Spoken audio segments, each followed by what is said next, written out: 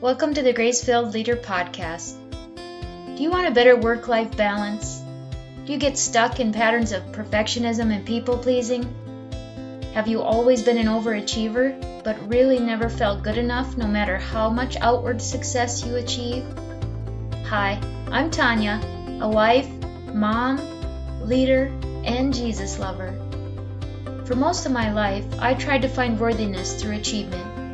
But no matter how hard I worked or how much I achieved, I never felt like I was enough. I was left burned out, empty, and exhausted. I had no time or energy for myself or my family. I needed balance. I needed peace.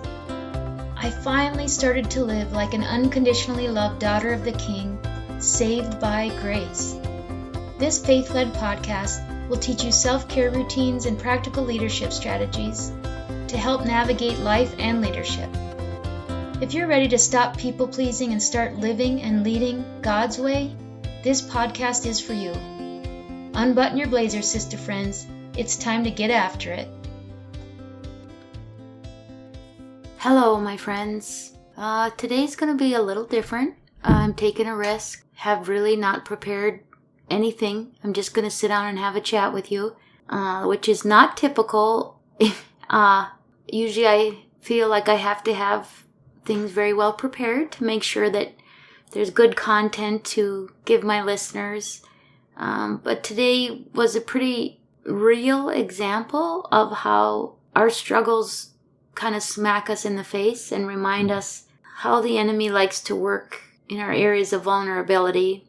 And today led me to think about a topic around setting boundaries and why setting boundaries is sometimes very, very difficult, especially for people like me who tend to be people pleasers and approval seekers and want to avoid conflict, and we don't like letting people down and all of those things. Well, I'm just going to say today has been a struggle. You can probably hear it in my voice, but I'm kind of emotionally wore out after a personal experience I had around setting boundaries and then getting confused about setting boundaries and is it okay to set boundaries and why do I feel guilty when I set a boundary when it comes especially to boundaries around my time and using my time for things that are my own or for my own development or growth or interests. This morning my husband and I had kind of a falling out, which I'm not happy to say, and I want to be a supportive and respectful and dedicated wife. And he's struggling. He has a lot to balance and a lot on his plate. And he needs support. He needs my support. And he looks for that support and he expects it. And I think for the most part, I've tried to be supportive where I can. And, many times on the weekends, we're not at home.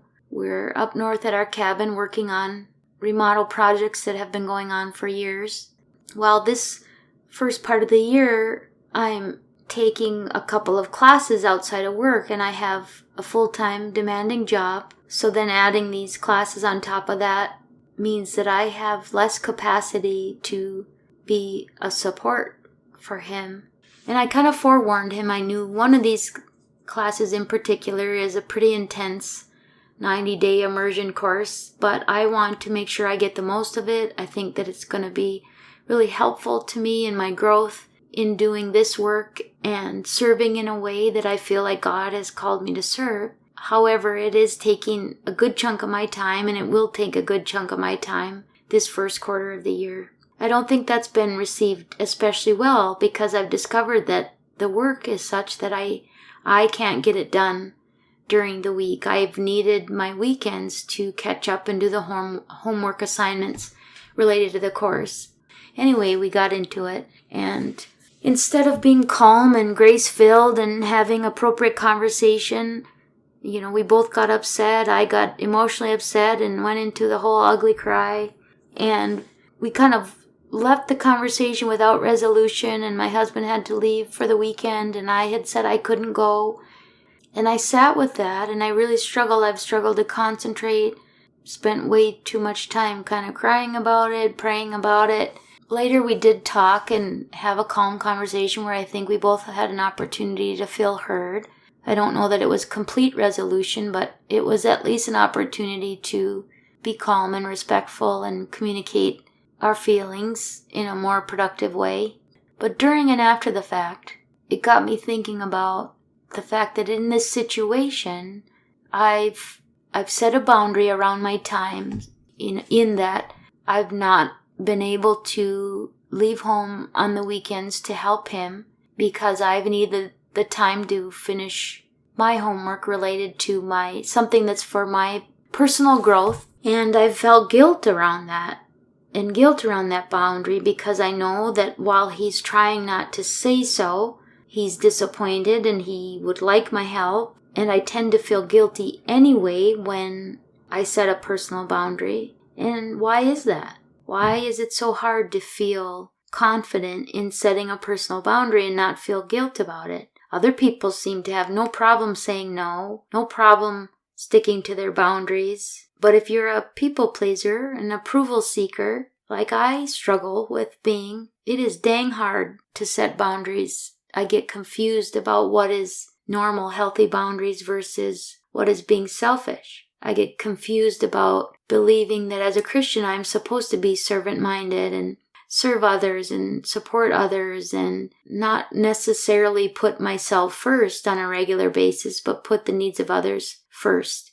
Well, I truly do believe it's the enemy that uses that confusion and insecurity to make me question what really is kind of a normal, healthy, acceptable boundary to set sometimes. This isn't forever. It's 3 months where I need to say I need this time for myself. Yet I feel like I'm failing as a wife by creating that boundary. So really, where does that come from? When I really look at the feeling that's there, when I sit and I feel it and I think about it, it's a feeling of insignificance. That somehow I'm insignificant and my dreams are insignificant and the work that I want to do seems insignificant. But is that really how God sees me or how God sees the work that I want to do? I don't think so. The Bible tells us that when we accept Jesus, we are a new creation. We are adopted sons and daughters of God. He sees us. He sees Christ when he looks at us. Think about how you see your own children.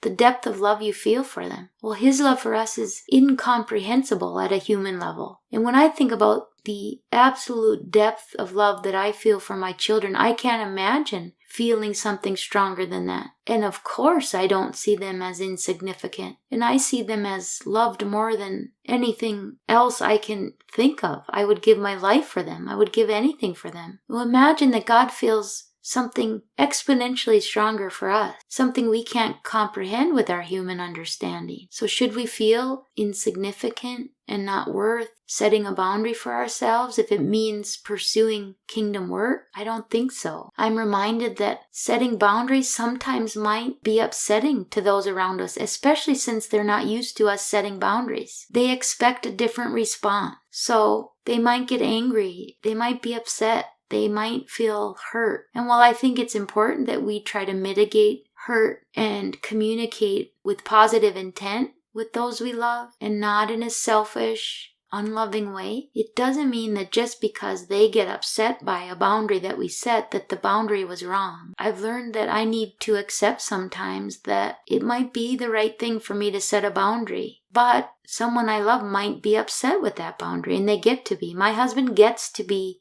angry if he chooses to be angry with me about something I can't do or I won't do or a boundary that I set. I don't like sitting with the knowledge that someone I love is angry. I struggle with feelings of rejection or abandonment or the need to fix it. Since I can remember, since I was a child, I've always been someone that feels like regardless of how I feel in a situation or the hurt I might feel, I've always been driven to be the one to apologize and try to make it better because I cannot sit comfortably with the idea that someone is upset with me. I've seen that pattern with my parents. I've seen that pattern with my spouse. I've seen that pattern with my kids.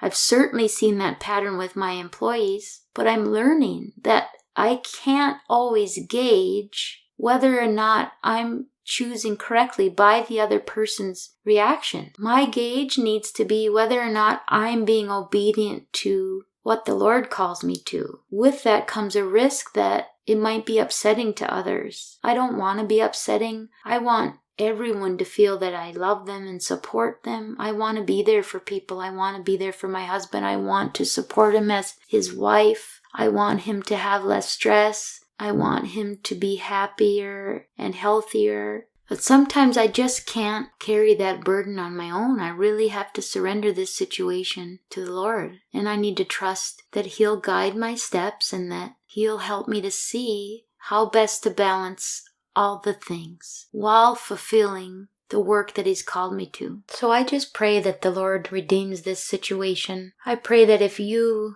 are hearing this and you can relate, if you struggle to set boundaries or struggle to feel significant enough to set boundaries, that you will hear that you are significant. You are a loved child of God. We should strive to be obedient and be more Christ-like. And in doing that, sometimes people might get upset with the boundaries we set. They get to be upset. They get to feel their feelings. It doesn't mean that it isn't okay to set that boundary. Sister, if you have hung with me to this point in this episode, I want to thank you for your grace and your patience. Thank you for letting me be honest and vulnerable and transparent. I hope that there was a kernel of something in this message that resonates with you. And above all else, I hope you hear a message of God's love and who you are in Christ. Never forget that you are a dearly loved child of God. You are significant.